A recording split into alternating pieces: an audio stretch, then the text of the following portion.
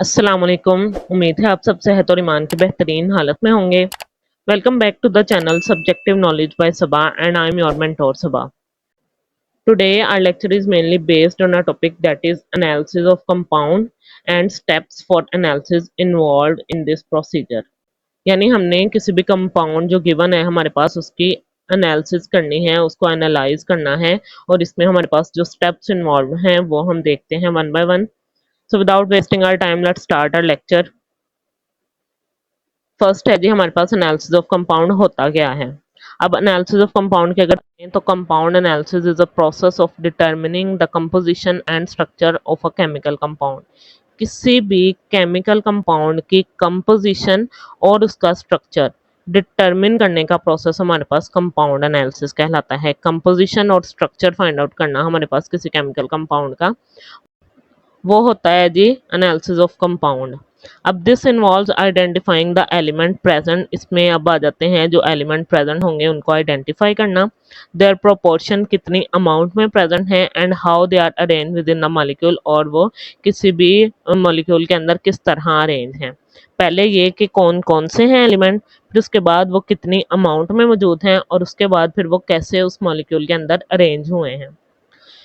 अब यहाँ पे हमने स्टार्ट में बात की थी कि कंपोजिशन है। The composition of compound means molecular formula of that compound. उस कंपाउंड का मॉलिक्यूलर फार्मूला फाइंड आउट करना हमारे पास एनालिसिस का एक मेन पार्ट है।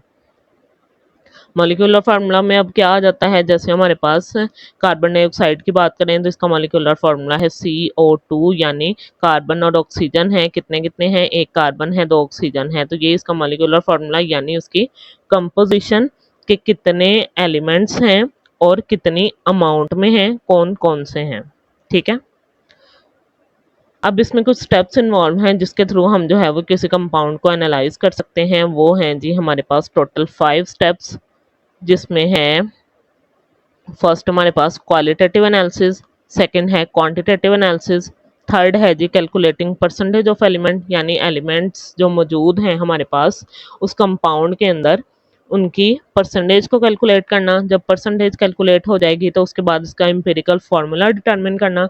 जब एम्पिरिकल फार्मूला तक हमारे पास ये सारे एनालिसिस के स्टेप्स कंप्लीट हो जाएंगे तो लास्ट हमारे पास स्टेप आता है उसका मॉलिक्यूलर फार्मूला ऑब्टेन करना फ्रॉम एम्पिरिकल फार्मूला।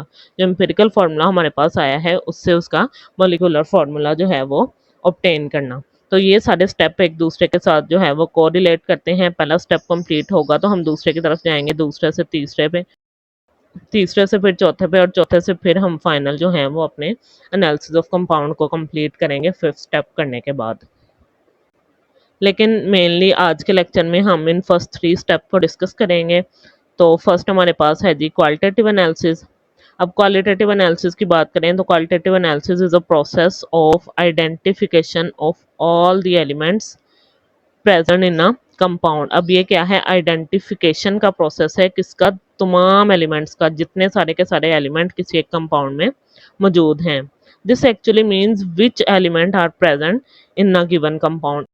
इसका अगर हम असल मीनिंग लें तो वो ये हमारे पास है कि एक कंपाउंड के अंदर कौन कौन से एलिमेंट मौजूद हैं, ये हमारे पास होती है उसकी क्वालिटेटिव एनालिसिस। क्योंकि नाम से हमारे पास श्योर है क्वालिटी है, तो किस किस चीज़ से मिलकर उसकी क्वालिटी बेस्ट होती है, तो वो हमारे पास क्वालिटेटिव एनालिसिस में आ जाता है। तो जैसे हमारे पास वाटर की ही बात करें, वाटर में H2O है, तो इसमें कौन कौन से एलिमेंट हैं जी, हाइड्रोजन है और ऑक्सीजन है। अगर हम इसकी क्वालिटेटिव एनालिसिस कहें कि वाटर की हमने की तो हमारे पास 2 एलिमेंट्स आए जो कि क्या हैं, हाइड्रोजन है और ऑक्सीजन है। तो हाइड्रोजन और ऑक्सीजन की प्रेजेंस वाटर के मॉलिक्यूल के अंदर, ये बताना कि इसमें ये 2 एलिमेंट हैं, हाइड्रोजन और ऑक्सीजन मौजूद हैं, तो ये उसकी हमने की है क्वालिटेटिव एनालिसिस। फिर अगले स्टेप पे आ जाए, हमारे पास है जी क्वांटिटेटिव एनालिसिस। क्वांटिटेटिव एनालिसिस के नाम से ही शो हो रहा है कि किसी चीज़ की क्वांटिटी है, मिकदार है किसी चीज़ की। तो quantitative analysis is the process in which mass of each element present in the sample of compound is determined. अब उस कंपाउंड के सैंपल के अंदर जितने सारे एलिमेंट हमने कहे हैं कि ये मौजूद हैं, वो कितनी अमाउंट में मौजूद हैं, उनका मैस हर एक का क्या क्या है, ये हमारे पास क्या कहलाता है, उसका क्वांटिटेटिव एनालिसिस। अब जब हमने क्वालिटेटिव मतलब फाइंड आउट कर लिया कि हमारे पास कौन कौन से एलिमेंट हैं। अब फिर हमने उसका अगले स्टेप के थ्रू क्या करना है, मैथ डिटरमिन करना है, जिसको हम क्वांटिटेटिव एनालिसिस का नेम दे रहे हैं। फिर इसके बाद हमारे पास जब हमने क्वांटिटेटिव एनालिसिस के थ्रू इनका मैथ भी डिटरमिन कर लिया, फिर अगला स्टेप हमारे पास आता है परसेंटेज ऑफ एलिमेंट, एलिमेंट की परसेंटेज को कैलकुलेट करना। तो percentage of an element in a compound is the number of grams of that element present in 100 gram of the compound। 100 ग्राम अगर हमारे पास कंपाउंड का है तो उसमें एलिमेंट के कितने ग्राम्स होंगे, ये हमारे पास उसकी कहलाती है परसेंटेज। इस परसेंटेज को यानी उस 100 ग्राम के अंदर कितने ग्राम हमारे पास एलिमेंट के हैं, क्योंकि एक एलिमेंट तो नहीं है उसमें, तो 100 और बहुत सारे एलिमेंट हो सकते हैं। जैसे अगर हम कार्बन डाइऑक्साइड के पीछे हमने बात की थी तो उसमें ये दो एलिमेंट थे, कार्बन और ऑक्सीजन था। वाटर की बात करें तो उसमें हाइड्रोजन और ऑक्सीजन था। लेकिन अगर हम बात करें ग्लूकोज की तो C6H12O6 इसका फॉर्मूला है। तो इसमें हमारे पास कार्बन, हाइड्रोजन और ऑक्सीजन मौजूद हैं, तीन ये एलिमेंट्स हैं अलग अलग।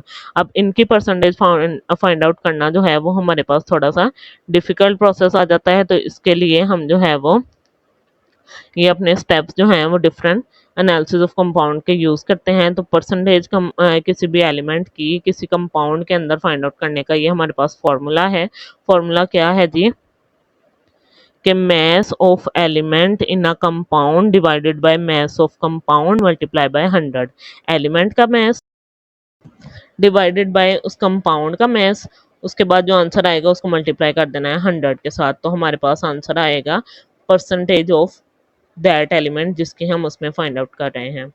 तो इस परसेंटेज को कैलकुलेट करने के लिए हम जो है वो एग्जांपल के थ्रू अपने नेक्स्ट लेक्चर में इसकी फुल डिटेल देखेंगे कि हम किस तरह इस फॉर्मूला को यूज़ करते हुए डिफरेंट एलिमेंट्स की किसी भी कंपाउंड के अंदर परसेंटेज कैलकुलेट कर सकते हैं। इंशाल्लाह हम ये अपने नेक्स्ट लेक्चर में एग्जाम्पल के थ्रू इसको डिमॉन्स्ट्रेट करेंगे। होप्स हो कि आज का लेक्चर आपके लिए बहुत ही बेनिफिशियल रहा होगा, क्योंकि इसमें हमने एनालिसिस के फर्स्ट 3 स्टेप्स ही कवर किए हैं, जो कि था क्वालिटेटिव एनालिसिस, क्वांटिटेटिव एनालिसिस और परसेंटेज ऑफ एलिमेंट्स की कैलकुलेशन।